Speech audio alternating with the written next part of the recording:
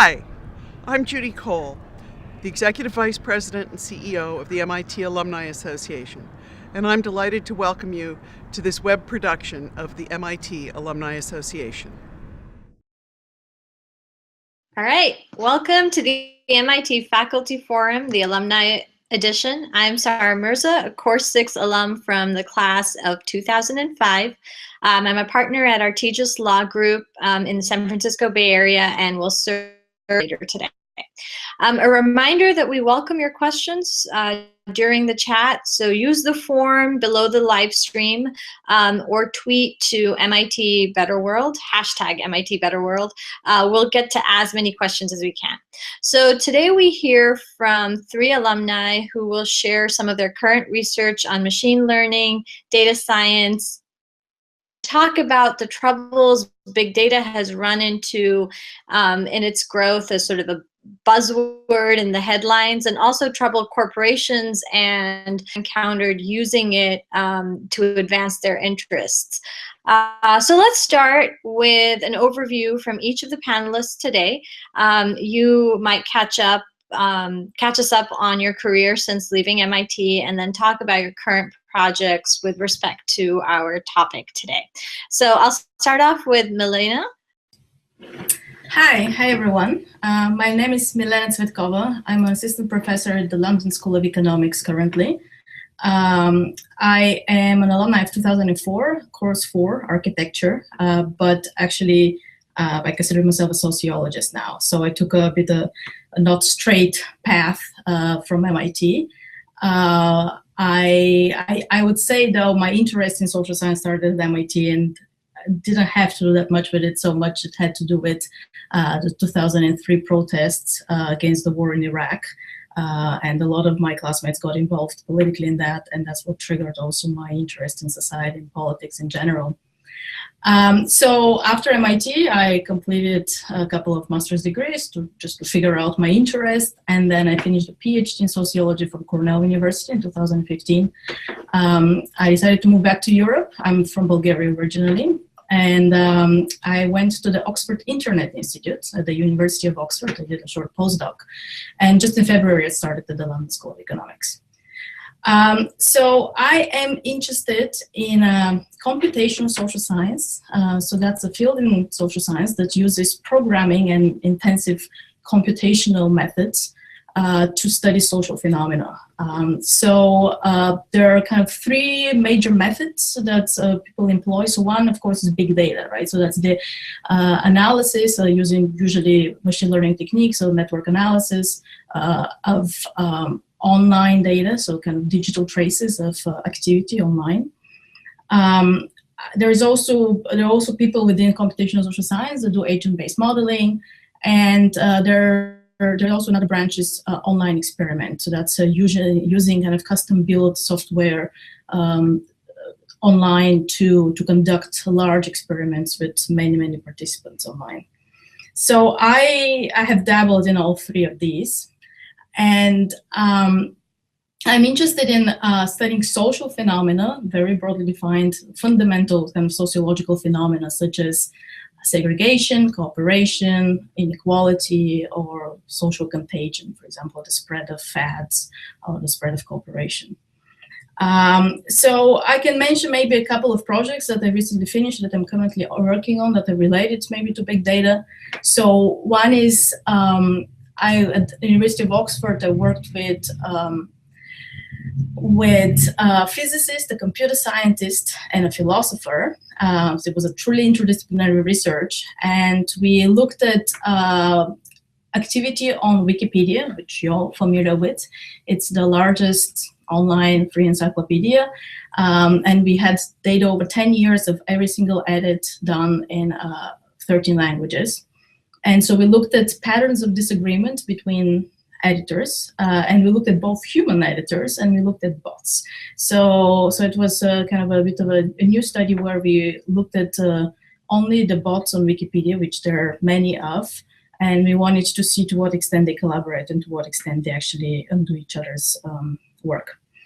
And currently I'm actually switching gears to experiments, online experiments, and I'm collaborating with two computer scientists, and we're looking into methods to embed gamification into new methods for doing experiments online. So gamification is this kind of approach to embed kind of aspects of games to let people kind of do things for you. So companies use it a lot, so industry uses it a lot, and so we want to do it also for research, right? So we want to make kind of stimulate people with games and try to get them to participate in research this way.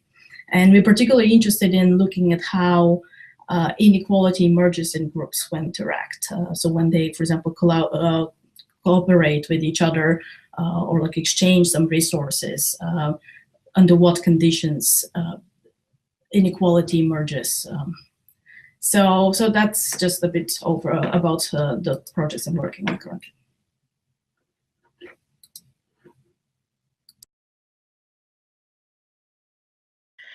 That is awesome. Sorry, I was muted for a second. That sounds great. We'll come back to the individual projects that you're working on in a bit. Let's get the overview from Burt as well. Burt, you're on. Okay, thanks. Thanks very much for having me. Did I unmute myself? Yes. Okay, good. First achievement unlocked.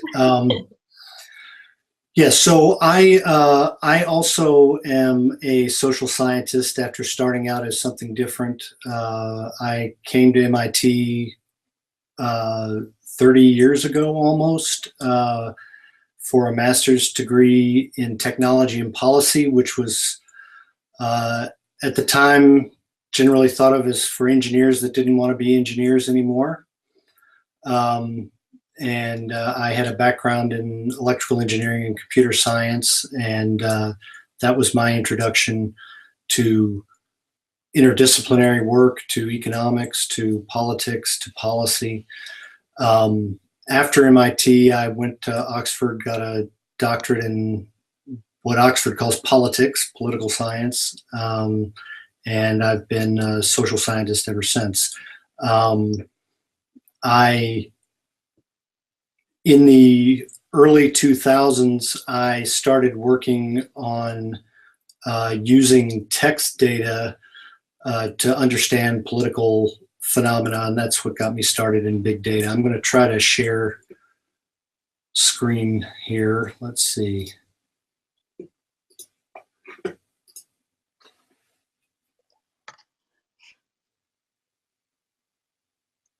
Oh no. Open system preferences. I see a legislative speech project screen.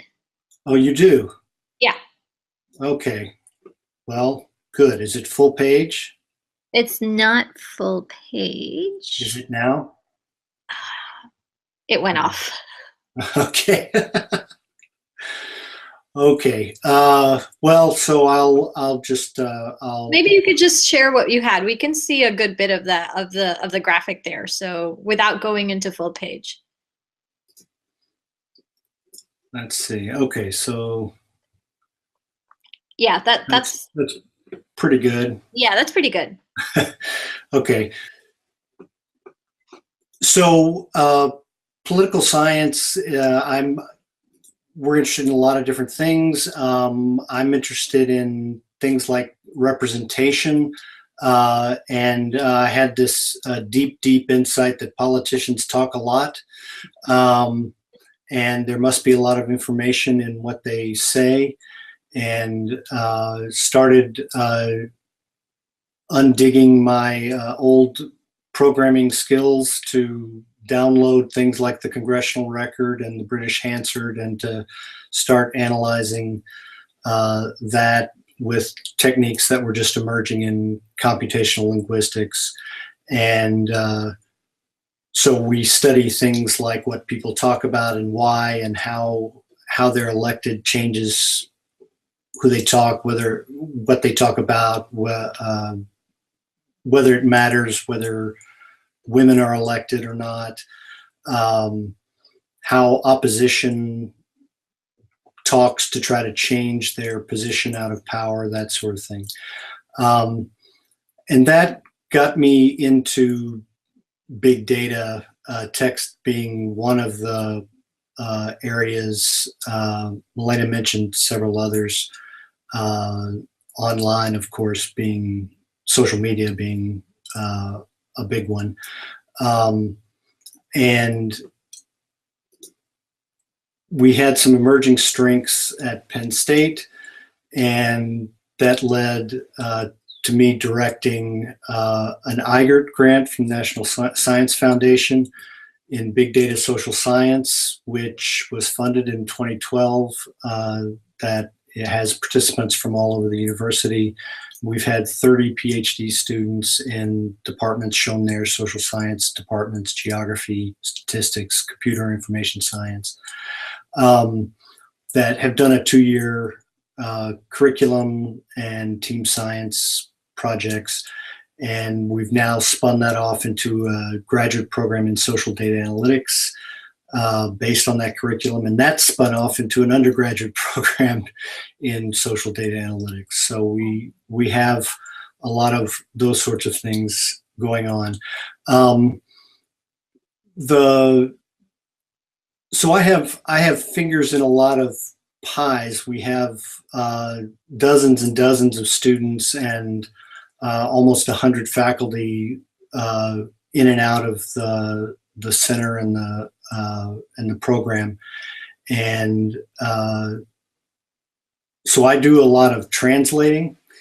And I like this, for those who like Christmas specials, that's Jangle Bells and Jingle Bells. The psychologists have a term they call jingle jangle fallacies. The jingle fallacy that two things with the same name are the same thing, and the jangle fallacy that two things with different names are the same thing. Two things with different names are different things. And I thought that might be a useful frame today to talk about bias. I've noticed bias is a term people use in lots of different ways, and the main ways are statistical bias, which are just tendency to get the wrong answer, the wrong number, and human and social bias that can be discrimination and that sort of thing. And big data, machine learning there's been a lot of discussion, a lot of research in the last couple of years around big data and bias. And I've poked around on all three of these things, whether it's a lens to reveal bias, something that reinforces bias, or something that can be used to correct bias. I'll just show you real quick a lens to reveal. Let's see.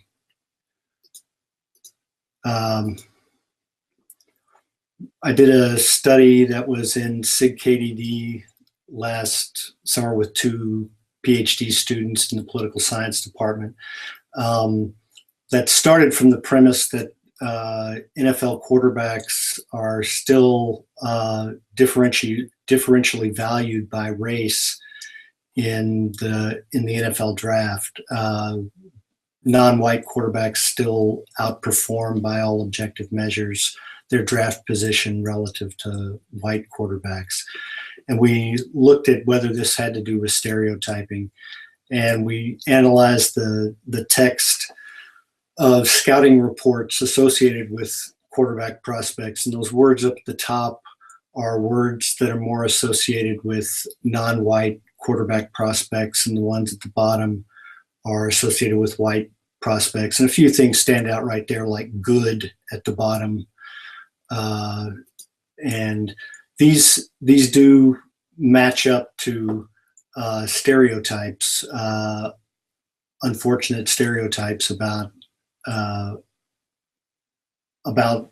the races and their fit for this position. And just two things. What we analyzed whether, for example, the word weight had anything to do with the actual weight of the quarterback. And race is much more predictive of discussion of the prospect's weight than their actual weight is. Weight and height are not predictive of use of the word big, but race is. And this is in the weeds, but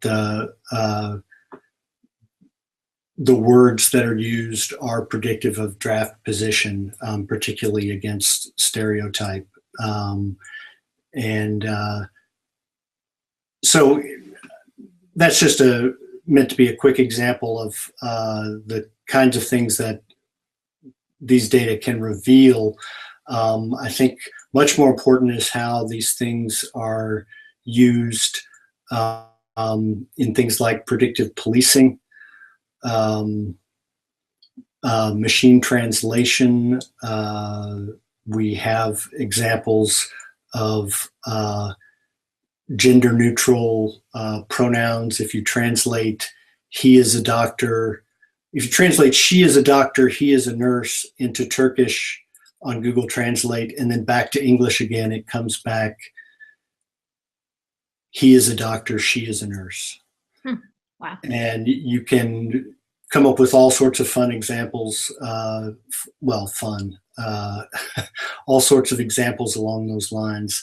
So let me ask a question here, and Milena, you can jump in if you'd like. So this goes back to are biases sort of, are they just a reflection, biases in big data, is it just a reflection of our society? Like, are we expecting our machines to learn something or operate differently than how we operate as a society? Or are we, that's the question. Is it sort of just a reflection of the data as it exists?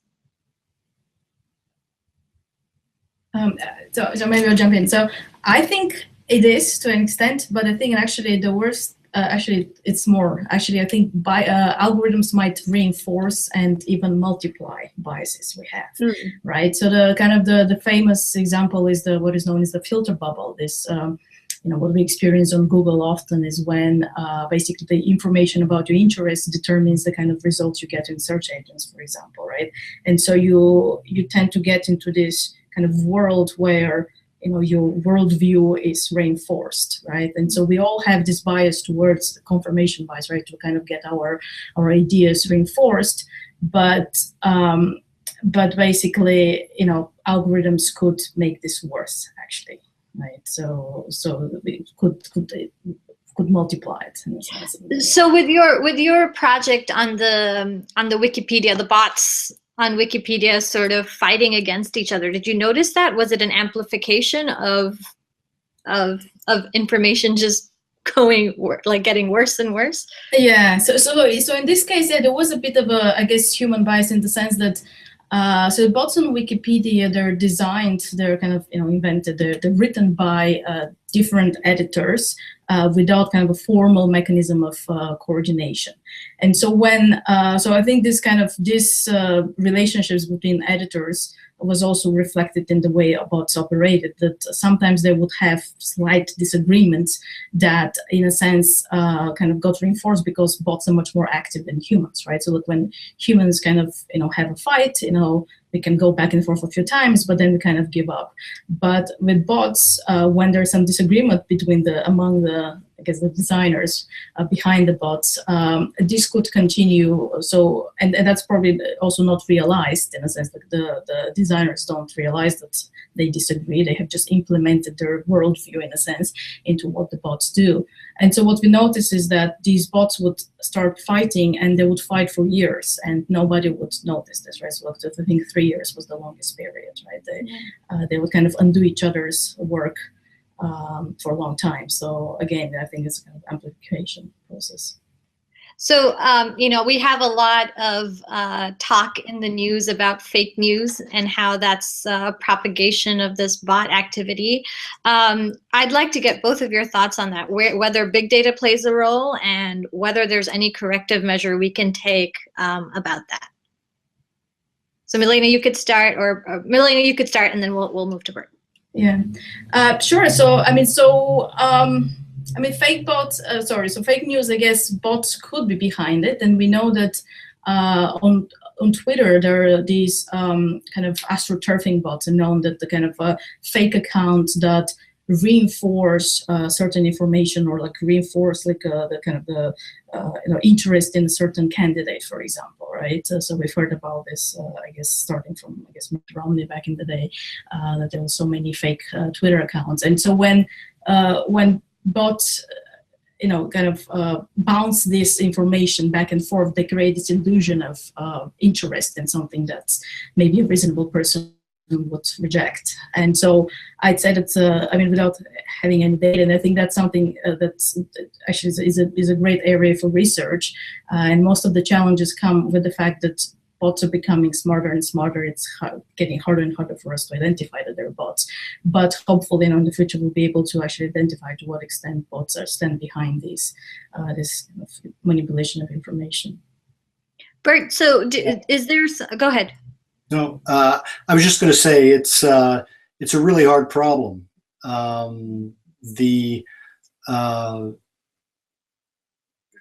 Most of the machine learning techniques to identify something depend on ground truth, depend on being able to have labeled data to train something on that you agree with. And in our post-truth world, where it's difficult to find steady ground to label against. This is a moving target, and so it's a very active area of research right now, is to be able to get out in front of these things before they've already done their damage, and it's difficult. It's a difficult problem. So you mentioned that there are ways big data can be used to correct biases or promote equality in the society or within the machine learning algorithm. So can you give us an example of where you've seen that, how that's been implemented? Sure. Well, I can try. So one is the old standby of awareness. So the lens on these things, bringing these to light, should have somewhat of a corrective effect. But the exciting research to me is, unfortunately, we're missing our third guest. Eric Price is one of the ones who's done some of the intriguing work on how to debias algorithms, or to make them provide equal opportunity to different groups. So, for example, I think his research, he has an example on FICO scores. Mm-hmm. There was a very well publicized study done by ProPublica on a predictive algorithm for recidivism used in the courts and probation officers in Florida, that gave a prediction score of 1 through 10 to people convicted of crimes as an input to whether they should receive probation. And the ProPublica study showed that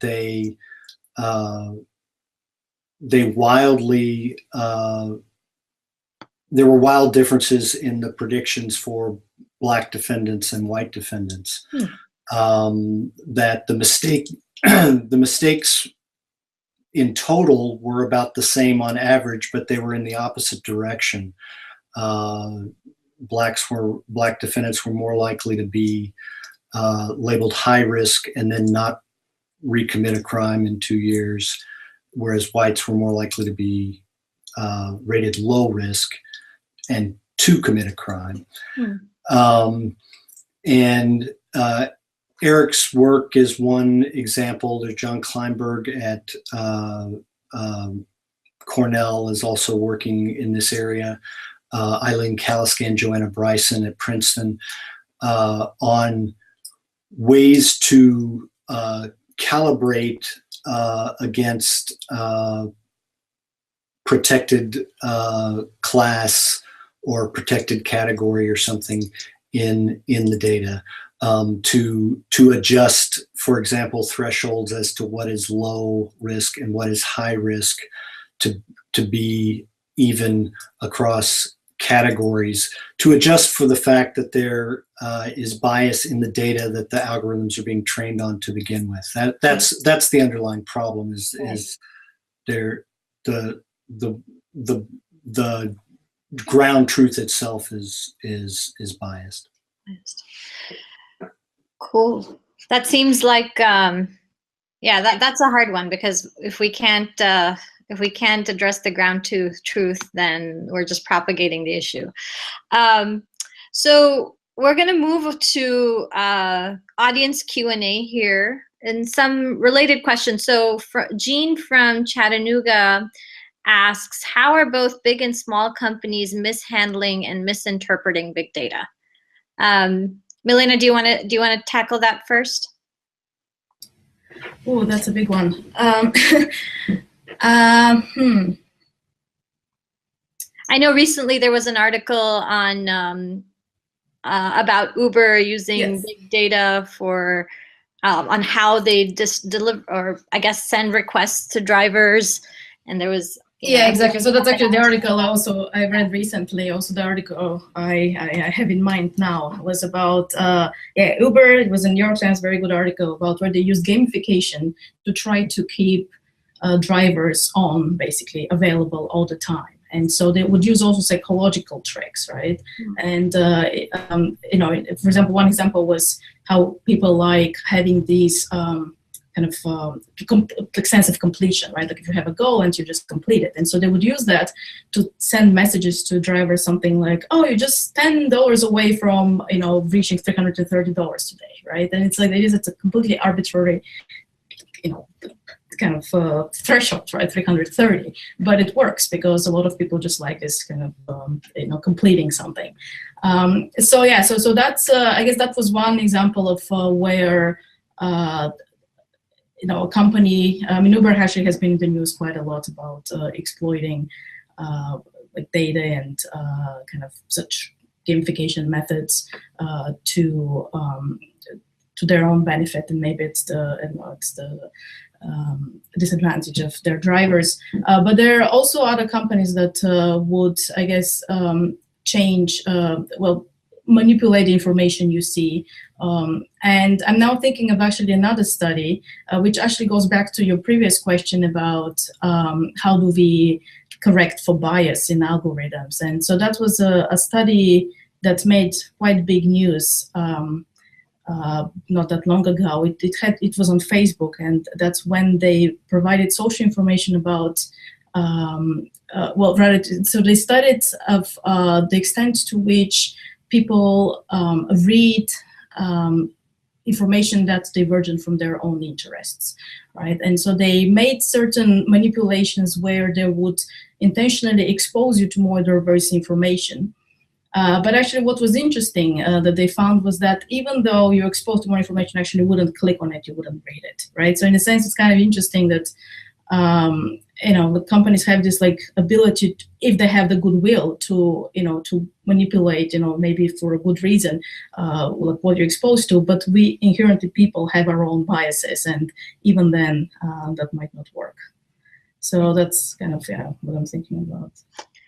So then a follow-up to that, and we do have, I think Mark asked this question. So do we have any poster children for corporations who are using big data to do good things? I'm sure there are. I guess they don't make the news, but yeah. Let's think. Burt, maybe. Burt, do you know of any? I know Google, for example, is trying to address their diversity issue, but I don't know the specifics of that. So yeah, it's tricky. I'm not on the inside of any of these corporations, and the larger they are, the more good and not so good things they're doing at the same time. So they're complex entities. Facebook, for example, has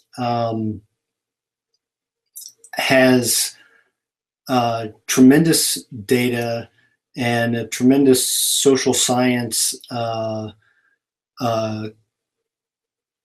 DNA at its core, but has gotten into trouble when it's tried to do social science experiments on its network, and so they've got to protect their core business mission, and so they've got to be very, very careful about what they do and how it's perceived. And the trade-offs for them and for other big entities that aren't corporations like the census or UN are different. Yeah, that's kind of a wishy-washy answer, but I'm an academic. Yeah, actually, maybe I want to jump in here and just kind of suggest that maybe government could be, one of these entities that could use, because government has like enormous amounts of data and access to it, right? And so, I mean, I'm not sure to what extent this is used already, but I feel like, well, we know it actually there's some cases where they use, for example, randomized trials, and that's a very good way to test policy and to implement limited interventions at the beginning before you have evidence that they work, and then implement in the higher rate. So hopefully, my trust is that maybe government would be able to harness big data and do it for good before I would trust companies to do it. But this is one of the interesting things about the policy regimes internationally. In the US, we tend to be worried about what government is going to do and not as much about what corporations are going to do. We give corporations a lot of control over our data and are very watchful about what we will give to government. In Europe, the trade-off is generally the other way. And that, of course, makes it more difficult to operate generally. But there are.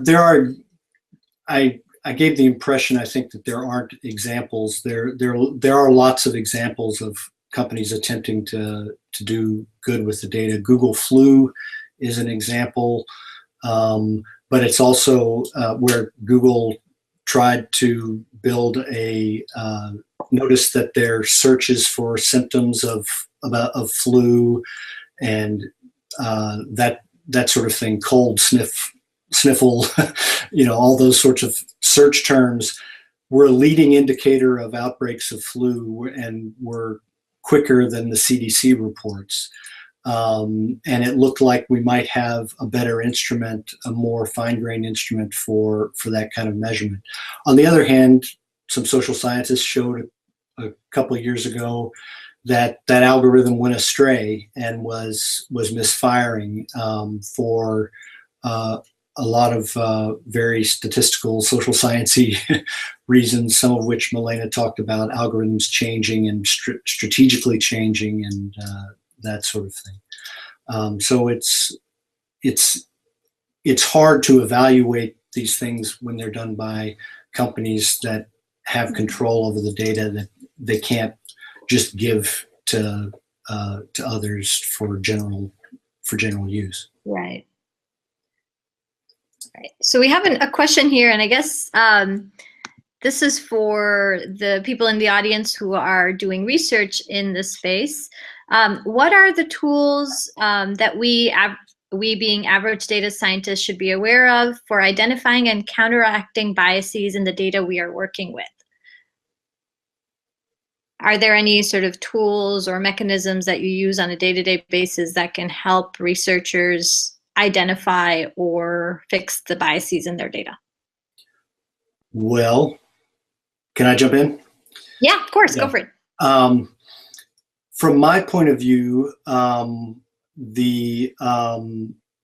most of the things in the social science methodology toolkit that are not often in the data science toolkit are often the keys to this.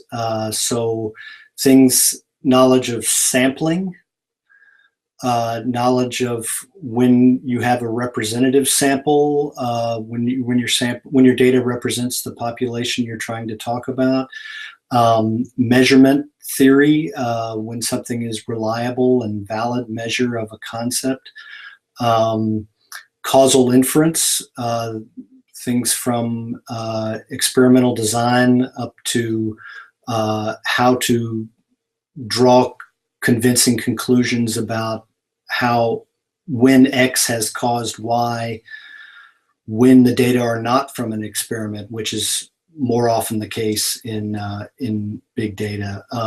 These are conventional things in social science methodology, just usually not at scale. We work hard in our program at sort of blending these things with the things that come from machine learning and things that make social science methodology better, predictive modeling and validation and those sorts of things.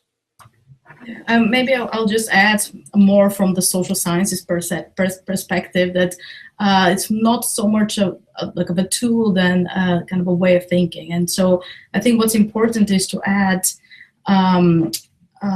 so thinking about like mechanisms and behavior models, right? So basically why, just thinking of why would there be a bias in the population, for example, right? Like, what are the incentives of people, or what's their information? So anytime, so instead of just looking at correlations in the data, that it's sometimes helpful to think like what could be the behavior that underlies such correlations, and I think that could be very insightful.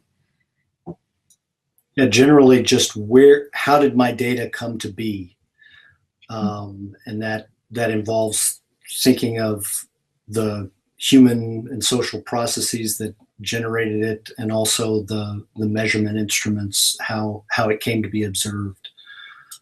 So in correcting it, can we further propagate the bias, or propagate a bias in another way?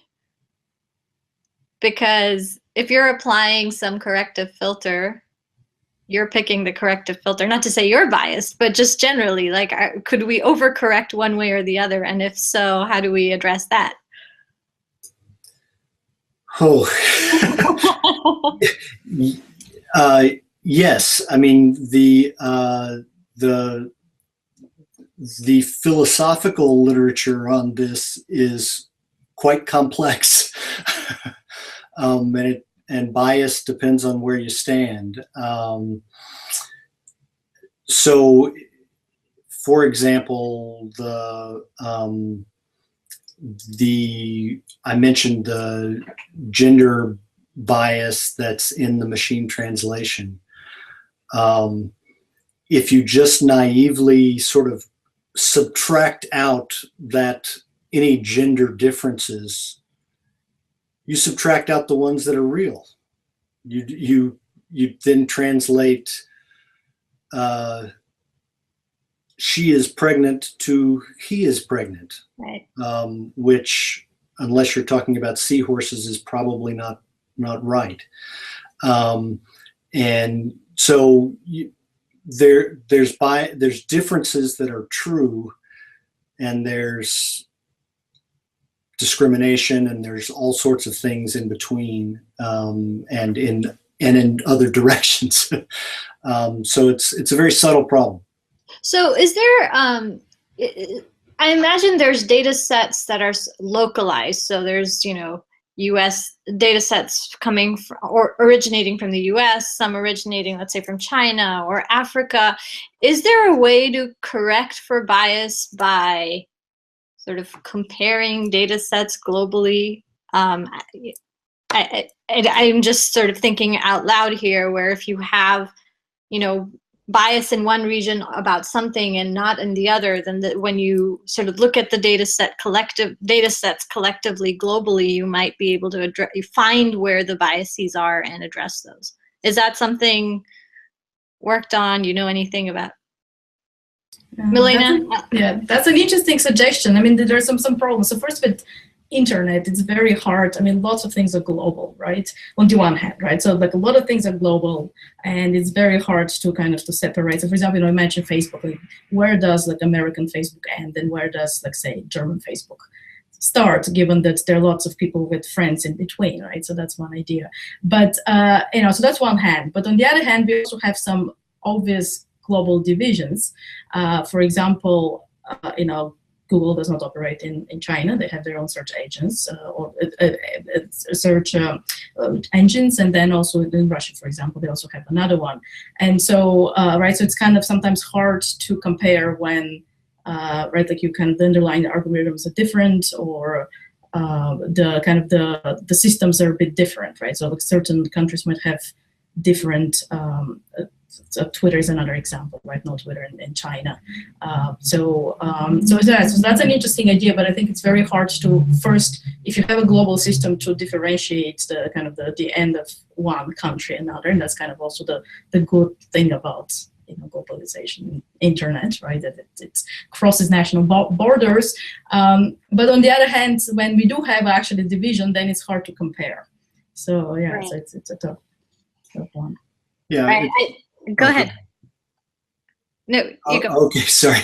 I was just going to say the impulse is straight up research design, and it I'm a comparative politics scholar. It means I compare countries because we can leverage differences, but it does depend on finding those key comparisons where everything's the same but the thing that you care about, and that's easier said than done. A lot of things move at the same time, so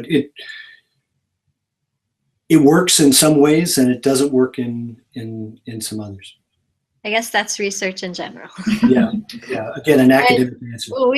That's all we have time for. On behalf of the Alumni Association, thank you for tuning into this Faculty Forum online.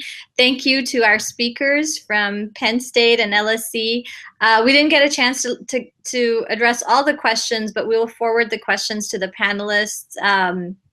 And just a reminder, tweet about today's chat if you liked it at #MITBetterWorld, and send up any follow-up questions to alumnilearn@mit.edu. Thank you for watching. Thank you again to the panelists.